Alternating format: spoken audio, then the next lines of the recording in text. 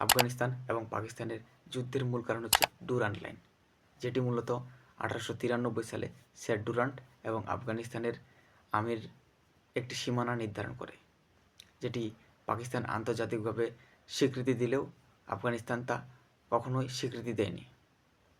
দুটি দেশের মধ্যে সম্পর্কের কিছুটা গরমিল থাকা সত্ত্বেও যখন পাকিস্তান 1947 সালে স্বাধীনতার পর জাতিসংঘের সদস্যপদ লাভ করে, আফগানিস্তান তখনও পশতুনিস্তান ইস্যুতে আরেকটি অভিযোগ করে তোলে।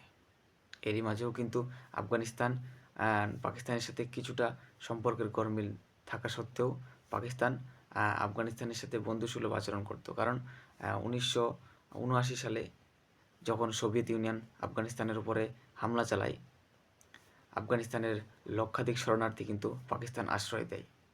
এতে দুটি দেশের মাঝে সম্পর্কে কিন্তু কিছুটা মনোক্ষুণ্ণতা দূর হয়, যার কারণে পাকিস্তান 1996 সালে তালেবানকে সরকার হিসেবে স্বীকৃতি দেয়। তালেবান সরকার যাওয়ার পরেই কিন্তু আফগানিস্তানের মূল ঘটনার শুরু। তালেবান সরকার গঠন করার পর থেকেই যে সীমান্তবর্তী এলাকাগুলোতে জঙ্গির যে হামলা তা তীব্রভাবে বেড়ে যায়। এটি দমন করার জন্যে পাকিস্তান আমেরিকার কাছে সহায়তা চায় এবং 2001 সালে তালেবান সরকার পতন হয়। দুটি দেশের মাঝে কিন্তু সম্পর্কের গরমিল এবং সন্দেহভাজন সম্পর্কের কারণেই কিন্তু পাকিস্তান 2014 সালে একটি সীমানা নির্ধারণ করে।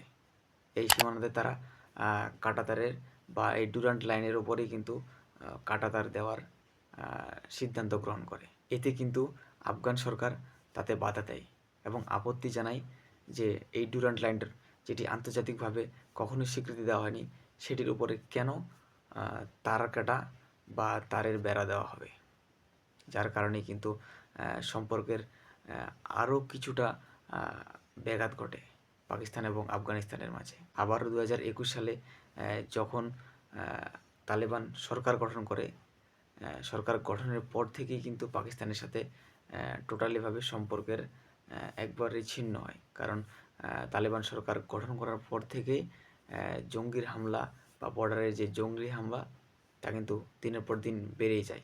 আজ পর্যন্ত কিন্তু যেটির মূল কারণ হচ্ছে এই আন্তর্জাতিক সীমারেখা। পাকিস্তান স্বীকৃতি দিলেও আফগানিস্তান তা কখনো স্বীকৃতি দেয়নি। যুক্তরাষ্ট্রের যে সামরিক কিছু সেনা সদস্য ছিল, অস্বীকৃতিভাবে দেশ থেকে বিতাড়িত করে। এর পর থেকেই কিন্তু তালেবান সরকার গঠন করে 2021 সালে। সো ঘটনাটির মূল কারণ আপনারা ইতিমধ্যেই জেনে গেছেন। আফগানিস্তান এবং পাকিস্তানের সম্পর্কর মূল কারণ কী। তো বন্ধুরা, ভিডিওটি ভালো লাগলে অবশ্যই একটি লাইক এবং কমেন্টে জানিয়ে দেবেন আপনার মতামত।